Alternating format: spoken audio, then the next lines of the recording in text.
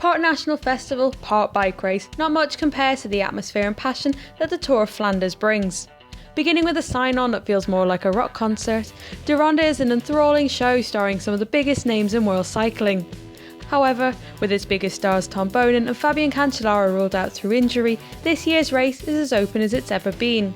Will we see a new winner in 2015? Here are Cyclingnews' top 10 riders to watch for the Tour of Flanders. Geraint cemented himself as Team Sky's leader for the Tour of Flanders and has put himself forward as the man to beat this spring with a commanding victory at etixx-quickstep and third at Gent-Wevelgem.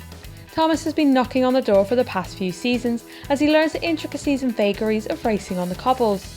His 8th place was Sky's best result at the Tour of Flanders in 2014, and he looks like he could deliver them to their first monument victory 12 months on.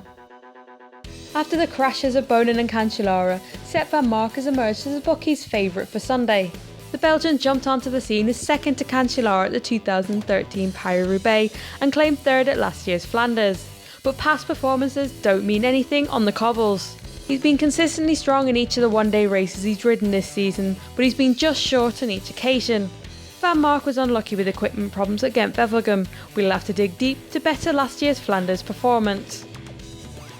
With etixx-quickstep missing 3 times Flanders winner Boonen, Zdenek Stybar looks like the man best positioned to lead the team this weekend. After Mark Cavendish, he's been one of the team's best performers in 2015, but for some bad luck he could have added more victories to his Strade Bianche success in early March. Paris-Roubaix has given Stybar his better results thus far, but he's climbing well this year and proved just as much at etixx-quickstep. Etixx are bringing a strong team and his biggest threats could be his own teammates. Peter Sagan should be the big favourite going into this weekend's Tour of Flanders, but his form seems up and down at the moment. He was all set up for the victory at etixx-quickstep, but lacked the power and strength to chase down Geraint when it came to the crunch. Riders should count him out at their peril though, and we can expect him to put up a fight on Sunday.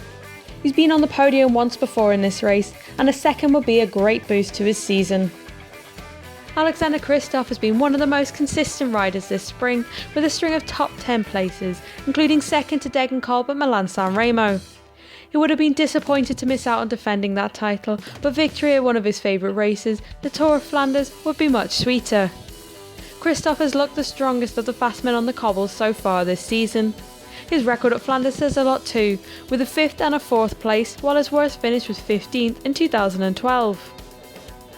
John Degenkolb is looking to join a very elite club of riders who have won Milan-San Remo and the Tour of Flanders in the same season. If he were to do so, he'd become only the second man in history to do it, with Eddy Merckx completing it twice in 1969 and 1975.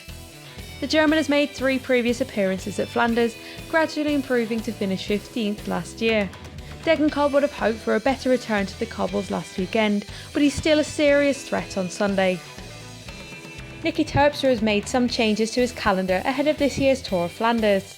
Ever since 2011, De Panne has been a regular feature on the Dutchman's programme, but he opted to ride his first Gent-Wevelgem in 5 years last weekend.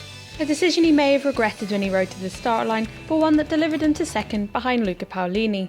The change in races will allow him to rest more ahead of Flanders, something that could pay off in the latter stages of the race. Jurgen Reuland's had a quiet start to the season, but appears to be coming into form at just the right time. He may have finished 7th in the end, but his ride off the front of the group in the latter stages of the wind-battered Gent-Wevelgem was impressive. As a born and bred Flandrian, there's one race on the calendar he'd love to win. His best performance at Flanders was 3rd in 2013, and with some of the big names out, he must fancy his chances 2 years on. At 38, Luca Paolini will be one of the oldest riders lining up in Bruges, but he's already proved this spring that age is not an issue when you know what you're doing.